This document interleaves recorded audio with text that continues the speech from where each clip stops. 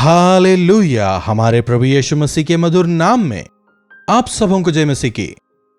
शायद आपके लिए यह सुबह का समय ना हो, लेकिन आप जब कभी भी जुड़ रहे हैं, प्रभु आपसे बात करेंगे। प्रभु के वचन को सुनना, प्रभु के सानिध्य में समय बिताना दिन के किसी भी पहर में हम कर सकते हैं। आज जुलाई 15 तारीख है। मेरे लिए यह एक काफी खास दिन है, क्योंकि प्रभु ने आज मुझे अपनी सेवा के लिए बुलाया था। उनकी सेवकाई के लिए मैंने आज ही के दिन समर्पित किया था। प्रभु ने अपनी कृपा से, जब मैं अपनी मां के गर्भ में ही था, प्रभु ने मुझे चुन लिया था। लेकिन इसे समझने के लिए मुझे 18 साल लग गए। तब तक सुसमाचार नहीं सुना था। प्रभु के सुसमाचारों को सुनने के बाद कुछ महीने तक अपने हृदय को मैंने प्रभु को समर्पित नहीं किया, लेकिन ज्यादा समय मैं पवित्र आत्मा की प्रेरणा का विरोध नहीं करने पाया। आज मेरे व्यक्तिगत जीवन में, सेवकाई में, परमेश्वर की भलाइयों को, परमेश्वर के दिए हुए वायदों को मैं आपके साथ भी बांटना चाहता हूं। प्रार्थना से शुरुआत करें। पवित्र पिता, आपका धन्यवाद एक बार फिर से आपकी भलाइयों को याद करते हुए हमारे बुलाने वाले विश्वास योग्य हैं। मैं ना तुम्हें कभी छोड़ूंगा ना त्यागूंगा। आप निरंतर हमारे साथ रहते हैं। हर स्थिति में आपके चुने हुओं को आप सामर्थ्य देकर, खतरों से बचाकर आपके अपेक्षित स्थान पर आप पहुंचाते हैं। मेरे जीवन के जरिए मैं यह कह सकता हूं, इसके लिए आपका धन्यवाद हो। प्रभु, मेरी यह गवाही अनेकों के लिए, विशेषकर सेवकाई के लिए बुलाए गए लोगों के लिए आशीष का कारण हो जाए, तमाम के लिए लाभदायक हो जाए। यीशु के नाम से प्रार्थना मांगते हैं, आमीन। साल था 1971, तारीख थी फरवरी 15। इसी दिन प्रभु यीशु को मैंने अपना उद्धारकर्ता माना था। इसी दिन काकीनाडा के एक चर्च में मैंने प्रभु से प्रार्थना की, हे प्रभु, यदि आप वास्तव में हैं और अगर मेरे जीवन को बदलेंगे, मैं आपकी इच्छा अनुसार जीने को तैयार हूं। कहकर मैंने अपने आप को प्रभु के हाथों में सौंपा था। तब तक मैं विश्वास में नहीं था, लेकिन उस रात प्रभु ने अपने वचनों से मुझसे बात की और उसी दिन उसी जगह पर मैंने अपने आप को प्रभु के हाथों में सौंपा और प्रार्थना की। प्रभु ने चमत्कारिक तौर पर अपने क्रूस के दर्शन को मुझे दिखाया और उद्धार के आनंद से भरकर अपने जीवन को पूरी तरह मैंने प्रभु के हाथों में सौंपा। उसके बाद जब मेरे मां बाप और पूरे परिवार ने उद्धार पा लिया, मेरे पिता ने मुझे प्रेरित किया कि मैं अपने जीवन के लिए परमेश्वर की इच्छा क्या है, इस बात को समझूं। फर्दर स्टडीज के लिए जाना है या प्रभु की सेवा में मुझे आगे बढ़ना है। प्रभु मुझसे क्या चाहते हैं, मैं प्रार्थना करने लगा। जब मेरे पिता प्रार्थना कर रहे थे, प्रभु ने उनसे बात की। पहला उठा मेरा अधिकार है, प्रभु ने कहा। तो मैंने प्रभु से कहा, प्रभु मुझसे भी बात करें। प्रभु की इच्छा जानने के लिए जब मैं प्रार्थना करने लगा, 1971 का समय रहा होगा, मार्च अप्रैल के दौरान जब मैं प्रार्थना कर रहा था, प्रभु ने मुझे वायदा दिया। कैसे वो वायदे मेरे जीवन के द्वारा पूरे हुए, मैं उसका जीवित साक्ष्य हूं। वायदा देने वाले विश्वास योग्य हैं। प्रभु जो वायदे देते हैं वे उन्हें अवश्य पूरा करते हैं। मैं इस बात का जीवित गवाह हूं, कह सकता हूं। यिर्मयाह की पुस्तक पहला अध्याय उसकी 4 आयत इस प्रकार कहती है, यहोवा का यह वचन मेरे पास पहुंचा, गर्भ में रचने से पहले ही मैंने तुझ पर चित्त लगाया है और उत्पन्न होने से पहले ही मैंने तुझे अभिषेक किया है। मैंने तुझे जातियों का भविष्यवक्ता ठहराया है। स्पष्ट तौर पर प्रभु ने कहा, लेकिन तब मुझे समझ नहीं आया। मुझे बस इतना पता था कि प्रभु की सेवा करनी है। उन दिनों में पास्टर मतलब एक झोला लेकर घूमने वाले व्यक्ति। सब नीची निगाहों से देखते थे। चाहे नाम कितना भी बड़ा हो, केवल उस कलीसिया तक ही सीमित रहते थे। उनकी परिधि काफी छोटी हुआ करती थी।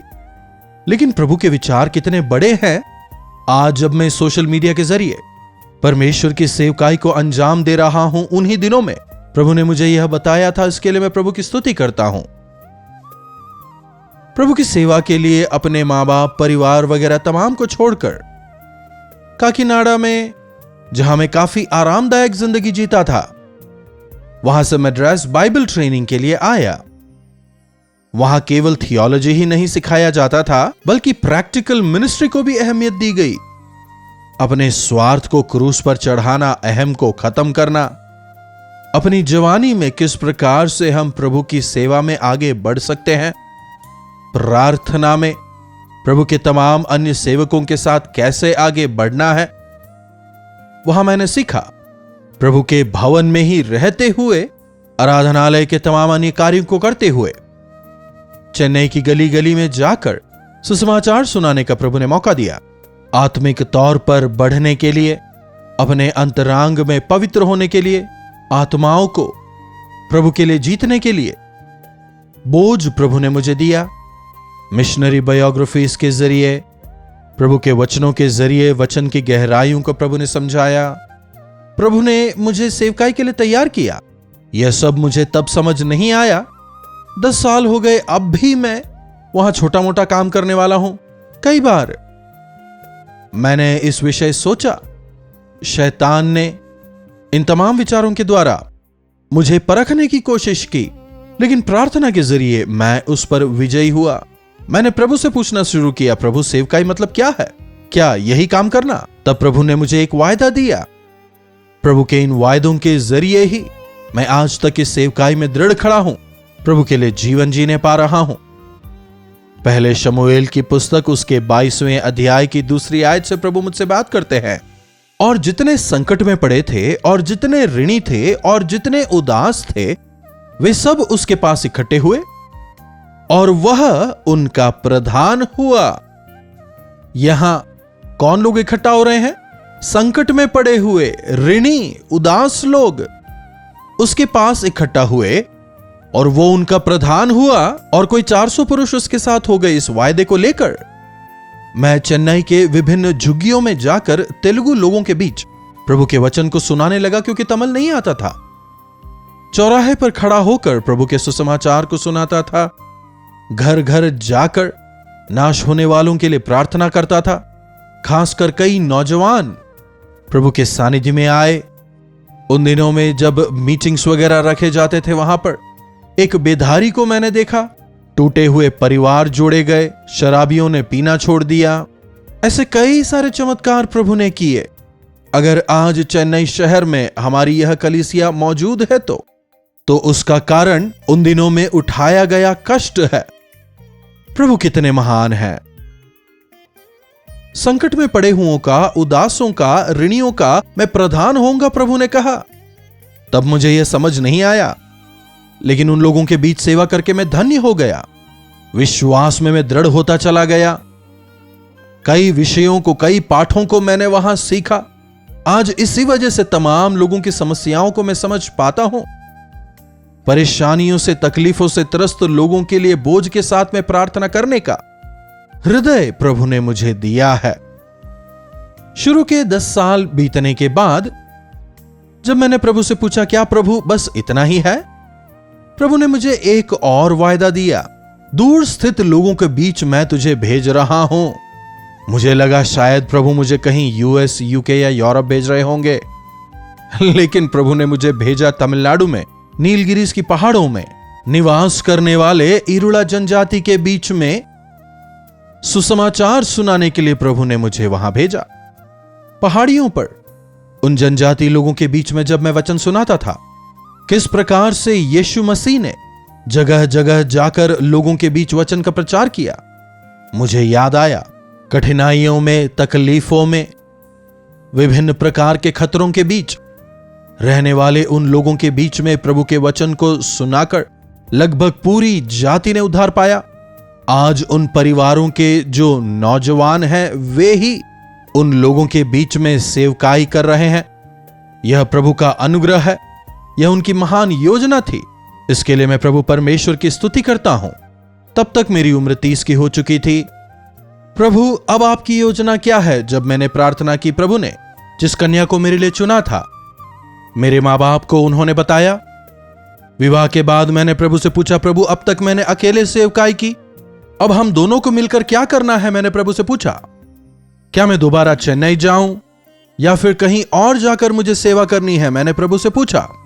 विवाह होने के 15 दिन के बाद मुझसे जुड़ी वह युवती, मेरी पत्नी, वो स्वयं भी एक विश्वासी थी, इसीलिए प्रभु को जानती थी, इसलिए उन्होंने उद्धार पाया था। इसलिए हम दोनों ने जब मिलकर प्रार्थना की प्रभु की इच्छा को जानने के लिए, प्रभु हमें एक और वायदा देते हैं। अवश्य आप अपने बाइबलों में इस वचन को शायद रोज पढ़ते हो, लेकिन प्रभु के वायदे कैसे पूरे होते हैं मैं आपको समझाना चाहता हूं। यशायाह की पुस्तक 55वां अध्याय 4 आयत से, मैंने उसे राज्य राज्य के लोगों के लिए साक्षी और प्रधान और आज्ञा देने वाला ठहराया है। तू ऐसी जाति को जिसे नहीं जानता बुलाएगा, और ऐसी जातियां जिसे तू नहीं जानता दौड़ी आएंगी। वे तेरे परमेश्वर यहोवा और इस्राएल के पवित्र के निमित्त यह करेंगी। राज्य राज्य के लोगों पर तुझे प्रधान ठहराता हूं। अनजानी जाति को तू बुलाएगा, और ऐसी जाति जिसे तू नहीं जानता तेरे पास दौड़े आएंगे। जब प्रभु ने कहा, मेरी जान पहचान के चेन्नई के लोगों के पास नहीं, प्रभु मुझसे कहीं और जाने को कह रहे हैं। और अधिक स्पष्टता के लिए, जब हमने प्रभु से प्रार्थना करना शुरू किया, तब तक हमने जो सेवा नहीं की थी, आंध्रा के एक छोटे से गांव में जाकर वहां प्रभु की सेवा करने के लिए प्रभु ने हमें तैयार किया। पवित्र आत्मा ने हमें यह बोध कराया, और विवाह के 15वें दिन मैं और मेरी पत्नी मिलकर कापवरम नाम के एक छोटे से गांव में, जो कि आंध्र प्रदेश के वेस्ट गोदावरी जिले में है, वहां सेवकाई शुरू की। चर्च नहीं है, घर नहीं है, ना कोई पहचान वाला ही वहां है। प्रभु ने जब वो स्थान हमें दिखाया, हम वहां गए। एक छोटे से घर को, कहा जाए तो एक झोपड़ी को हमने लिया, क्योंकि घर वहां पर किराए में नहीं मिलता था। एक टूटे फूटे झोपड़ी को लेकर हमने ठीक किया, और वहां से कैलवरी एवेंजेलिकल फेलोशिप नाम की सेवा को शुरू किया। कुछ साल गुजर गए, 2-3 उम्रदराज लोग आते थे बस। 10 साल की ट्रेनिंग के बाद, प्रभु से बड़े बड़े वायदों को प्राप्त करने के बाद, क्या प्रभु यही मेरी सेवा है? जब उपवास के साथ मैं प्रभु के सानिध्य में प्रार्थना कर रहा था, प्रभु ने मुझे अपने वायदों को याद दिलाया। तू अनजानी जातियों को बुलाएगा, और तुझे नहीं जानने वाली जाति तेरे पास आएंगी। यह वायदा पूरा हुआ। यदि स्पष्ट तौर पर कहूं, 3-4 साल के बाद 600-700 गांवों में घूमने का अनुग्रह प्रभु ने मुझे दिया। बाइक के ऊपर, बस में, लॉरियों में यात्रा कर कर के गांव गांव जाकर मैं प्रभु के वचन को, प्रभु के सुसमाचार को सुनाया करता था। यूथ मीटिंग्स वगैरह करते थे।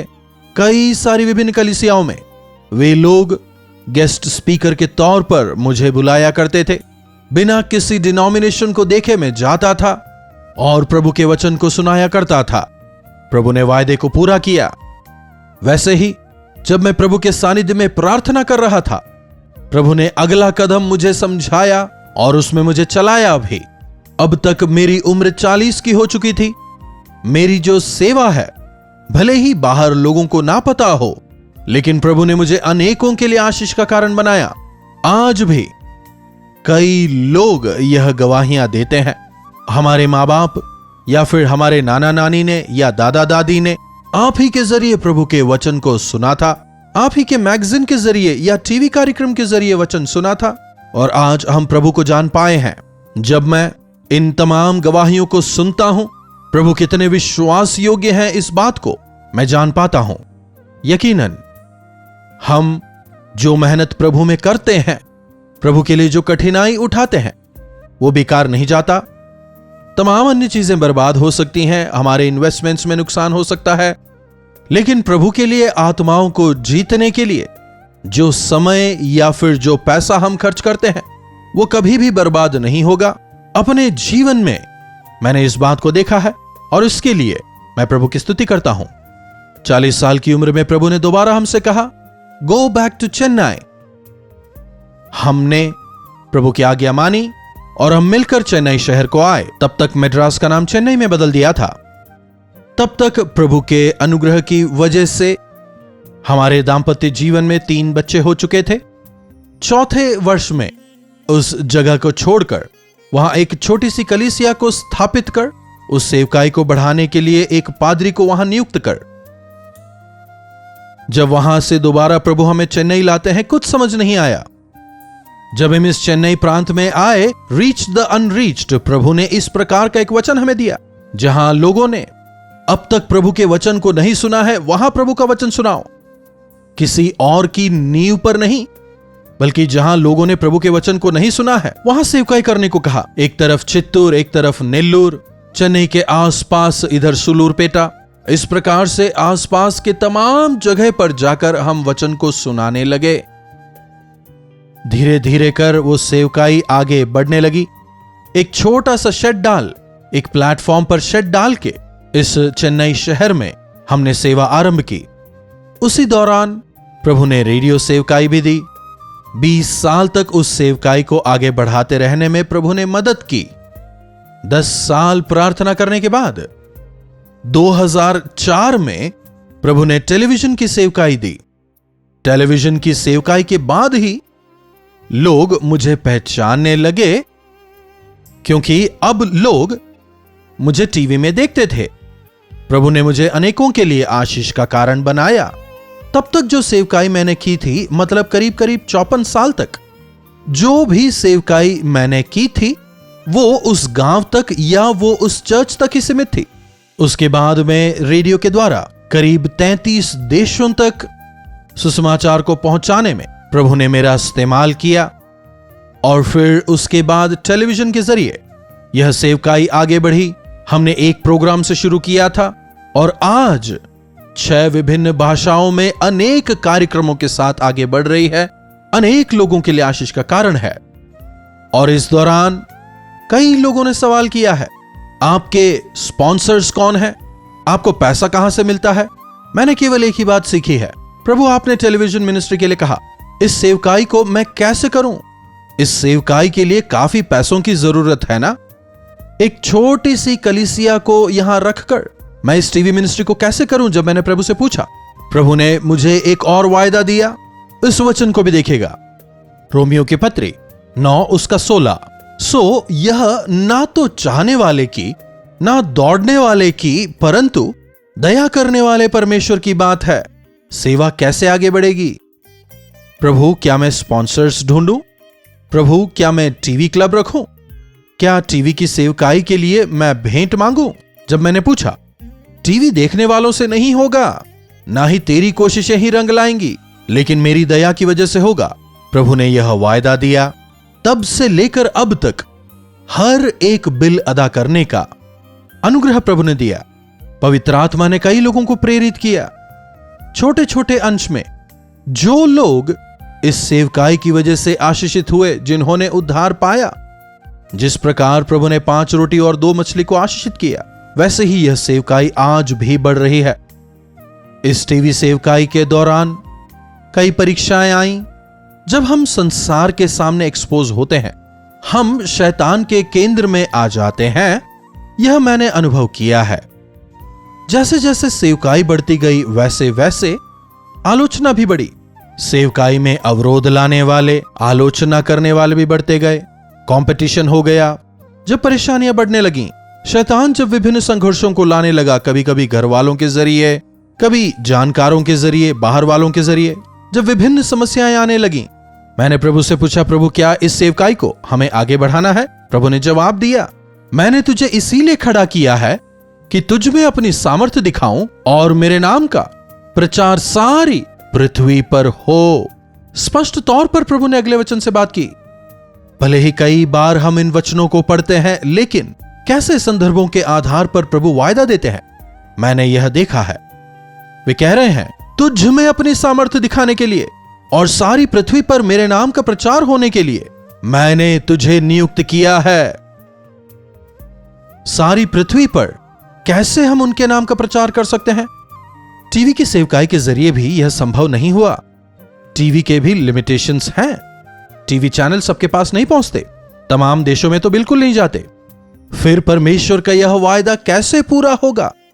जब मैं सोच रहा था, कुछ समय के बाद कोविड होता है, लॉकडाउन हो जाता है, और उस दौरान हमने जब यह सोशल मीडिया की सेवकाई शुरू की, फेसबुक के जरिए, ट्विटर के जरिए, यूट्यूब के जरिए, इंस्टाग्राम के जरिए, सोशल मीडिया के जरिए जब हमने यह सेवकाई शुरू की, संसार के अंत तक इस सोशल मीडिया के जरिए प्रभु का वचन पहुंचने लगा और प्रभु का जो वायदा था पूरा होते दिखा।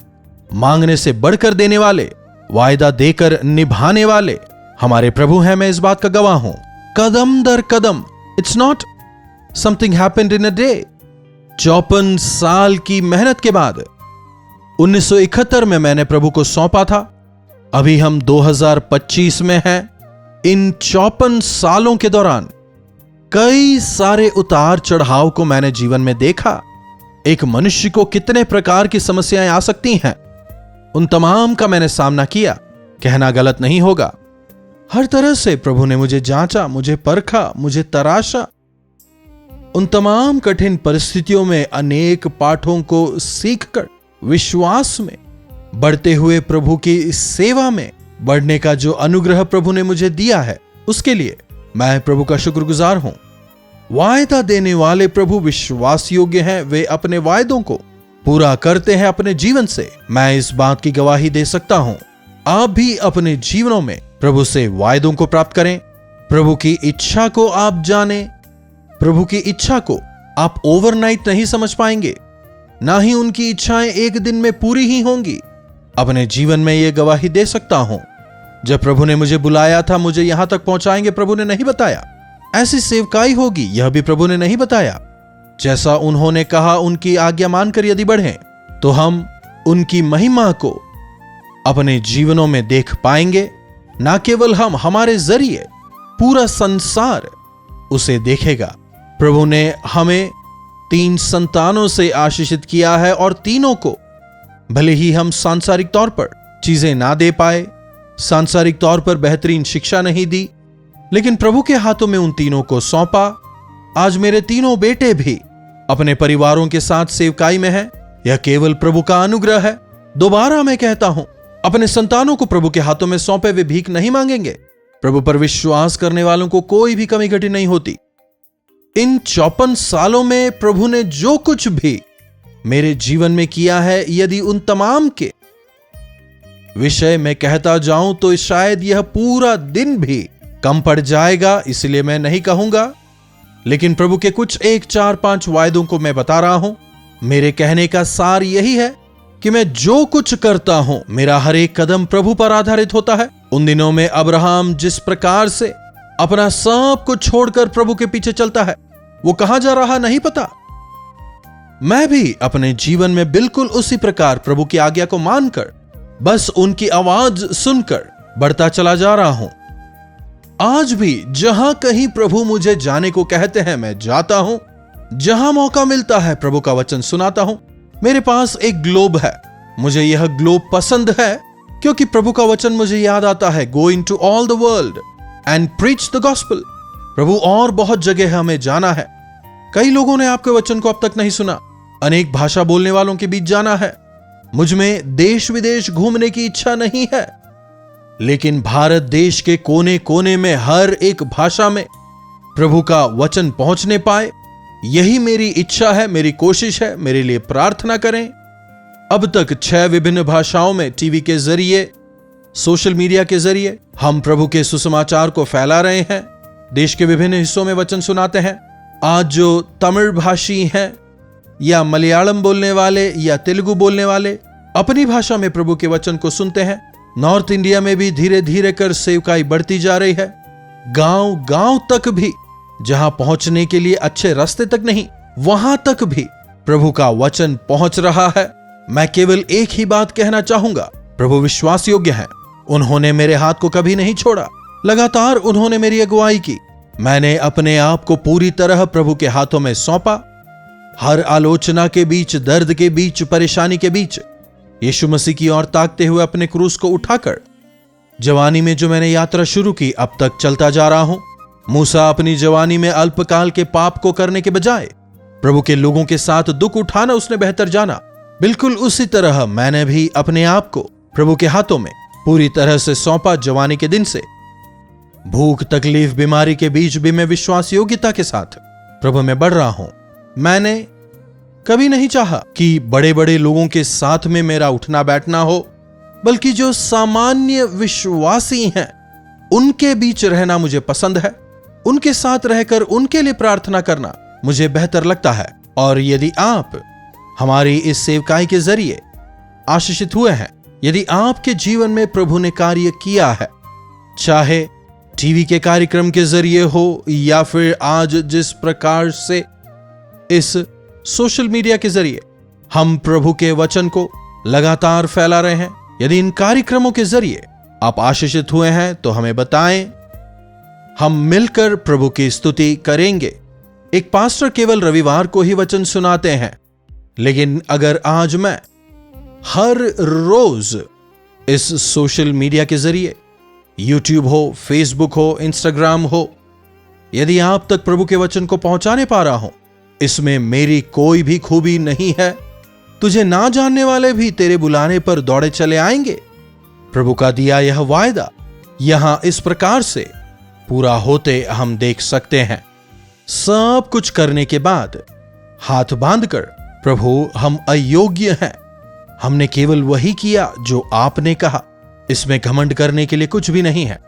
मैं घमंड के लिए नहीं बता रहा, लेकिन आप विश्वास में बढ़ें और प्रभु के लिए आप भी नौजवानों अपने आप को प्रभु के हाथों में समर्पित करें। आप नुकसान नहीं उठाएंगे, आप आशीष पाएंगे। आपके बच्चों के बच्चे भी आशीषित होंगे। अपने परिवार के लिए, आस पड़ोस के लिए आप आशीष का कारण बनेंगे।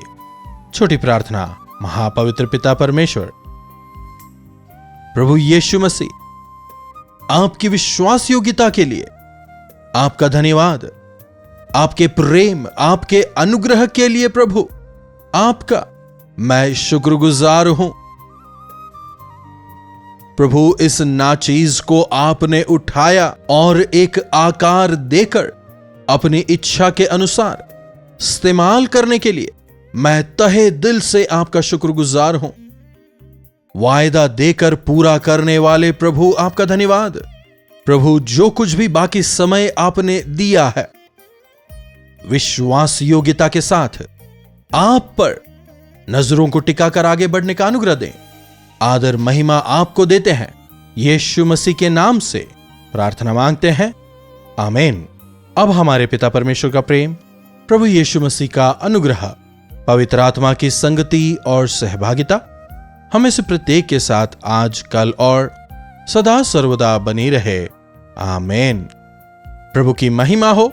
जैसा मैं आपसे हमेशा कहता हूं, अपने प्रार्थना विषयों को, अपने प्रेज रिपोर्ट्स को आप हमें 9884907779 पर व्हाट्सएप, वॉइस मैसेज या फिर टेक्स्ट के जरिए भेज सकते हैं। हमें आपसे सुनकर, आपके बारे में जानकर, आपके लिए प्रार्थना करने में काफी प्रसन्नता होगी। इन कार्यक्रमों के लिए आप आशान्वित रहते हैं, बेसब्री से इनका आप इंतजार करते हैं। आप में से कईयों ने हमें यह बताया है। आप तमाम के लिए मैं प्रभु की स्तुति करता हूं। लगातार इन कार्यक्रमों को देखें और विश्वास में आप बढ़ते चले जाएं। अंत तक विश्वास योग्य रहने के लिए मेरे लिए भी प्रार्थना करें। आज मैं अपनी इस गवाही के साथ आप लोगों से विदा लेना चाहूंगा। दोबारा मिलने तक प्रभु का अनुग्रह हम सबों पर बना रहे। कल्वरी दर्शन, ये है प्रेम के दर्शन, यीशु प्रेम के दर्शन। कल्वरी दर्शन, ये है प्रेम